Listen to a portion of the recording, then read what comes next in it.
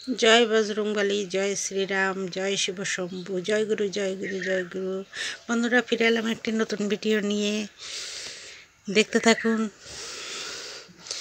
बोलছি আগের ভিডিওয়ে বলেছি বান মারা নিয়ে, তো এবার এলাম। আপনারা বলুন তো, আপনি আমার শত্রু যদি না হন, আমি কেন আপনাকে বান মারব? তাই না? বান চালায় শত্রুর উপর, শুনেছি। আপনি নিশ্চয়ই শত্রু হয়েছেন কি করে?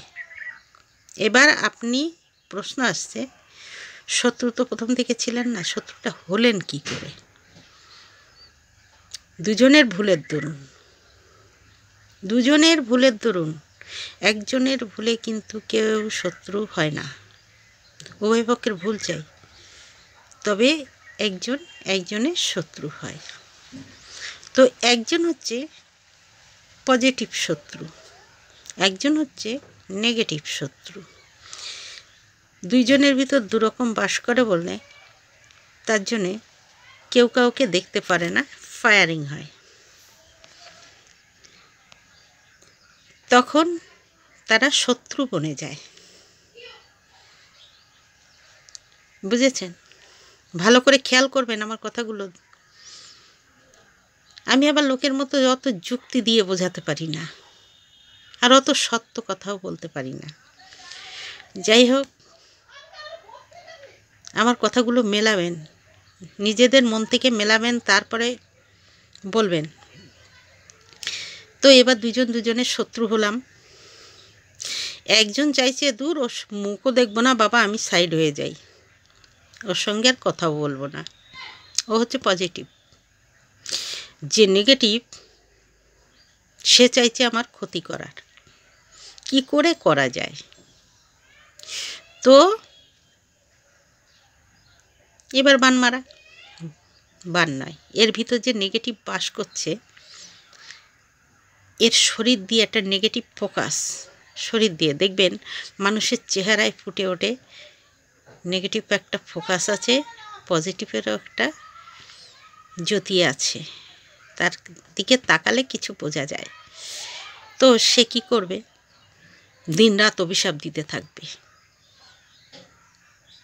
তুই মরতে পারিস না, তোর বংশপাতি দিতে থাকে না, এই সেই আগরুম বাগরুম এরকম বলে। তো যেমন সাধনা, মানে কোনো জব করলে, সাধনা করলে ওটা আমল হয়ে যায়, যেটাকে বলে সিদ্ধ হয়ে যায়। ইসলাম ধর্মে বলে আমল হয়ে যায়। ইসলাম ভাইরা যদি দেখেন তো বলবেন ওটা আমল হলো।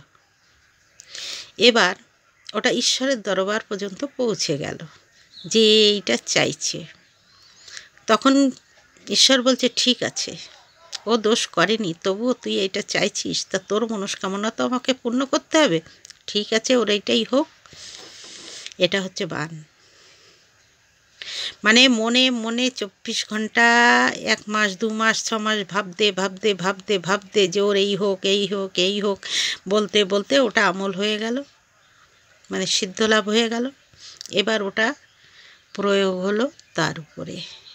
ওই কুদৃষ্টিটা, ওই যে কুদৃষ্টিতে যে বলল নিঃশ্বাসে, ওটা তার সেই জিনিসটা হয়ে গেল। এবার ও তো পজিটিভ ভাবনায় রয়েছে। এবার ও কী ভাবলো, যেহেতু নেগেটিভ ওর ভিতর প্রবেশ করে গেল, এবার ও ভাবছে তাই তো না, আমার শরীর এরকম কেন হচ্ছে? আমার শরীর এরকম তো হওয়ার কথা নয়। ঠিক আছে, ঈশ্বর তো একজন আছেন। ওর মন তখন কি হলো, ওই যে নেগেটিভ থেকে নেগেটিভ ঢুকে গেছে এর মধ্যে বেশি পরিমাণে, ওই জন্য ওর মন হচ্ছে কেউ কি আমায় বান মারলো, মনে হয় কেউ আমার ক্ষতি করেছে। আদৌ না, কেউ আমারে ক্ষতি করেছে। আচ্ছা যাই তো একটা তান্ত্রিকের কাছে, যাই তো যেখানে ভর পড়ে, যাই তো ডাক্তারখানায়, নানান জায়গায় ছুটে বেড়াবে। ডাক্তারখানায় গেলাম, ডাক্তার বললো আপনার ভেতরে তো কোনো রোগ নেই, এইবার সন্দেহ কিন্তু মাথায় বাড়ল, টেনশান বাড়ল। যাহা তো মানে টেনশান আর সন্দেহ বাড়ল, রোগ বৃদ্ধি পেতে শুরু করলো, জায়গা খুঁজে পেল রোগ, এবার ওখানে বাসা বাঁধল, একটু একটু করে শরীরকে ক্ষয় করতে শুরু করলো।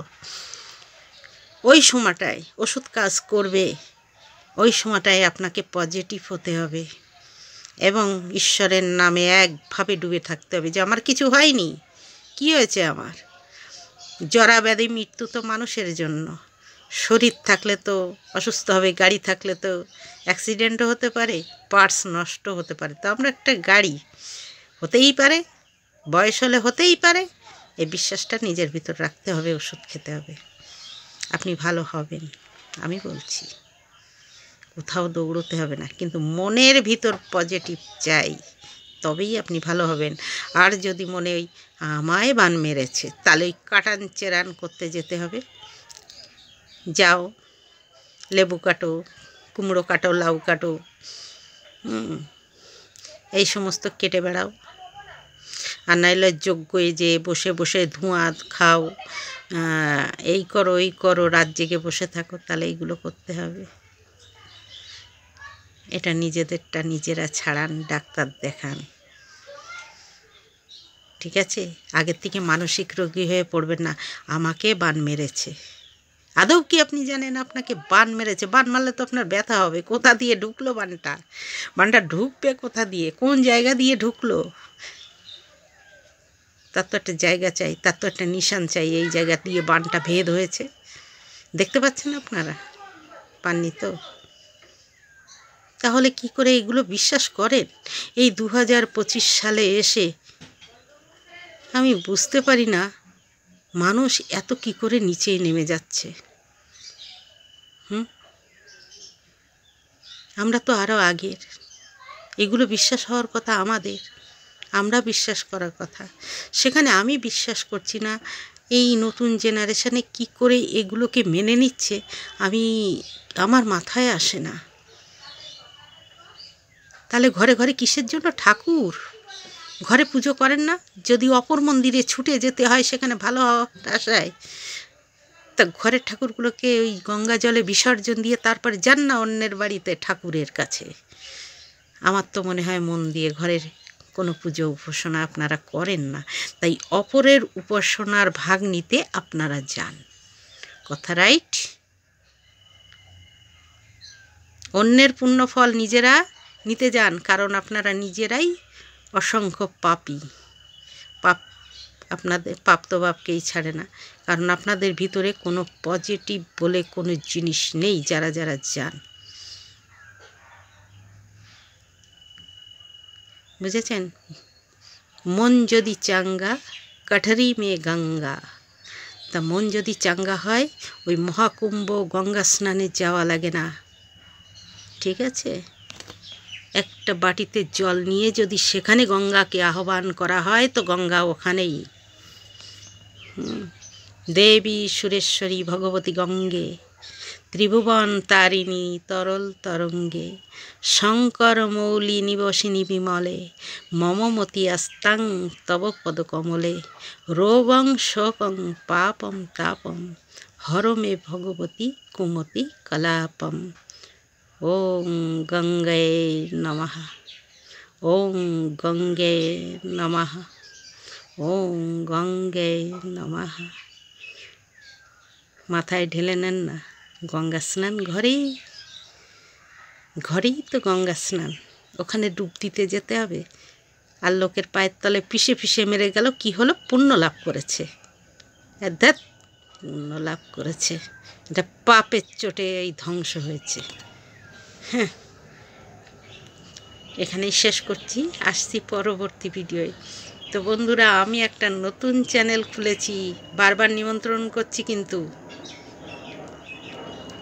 চ্যানেলটার নাম পুরোটা বললাম না, সনাতন, ঠিক আছে? আপনারা অবশ্যই ওই চ্যানেলে আমন্ত্রণ রইল, ঠিক আছে? আরও খুলবো 5খানা 7খানা চ্যানেল এবার আমি খুলবো পর পর লাইন দিয়ে, ঠিক আছে? আপনারা শুধু দেখতে থাকুন, জয় বজরংবলী, জয় শ্রীরাম, জয় গুরু, জয় গুরু, জয় শিব শম্ভু। এইভাবে হাসতে থাকুন, হাসতে থাকুন, শুধু হাসুন।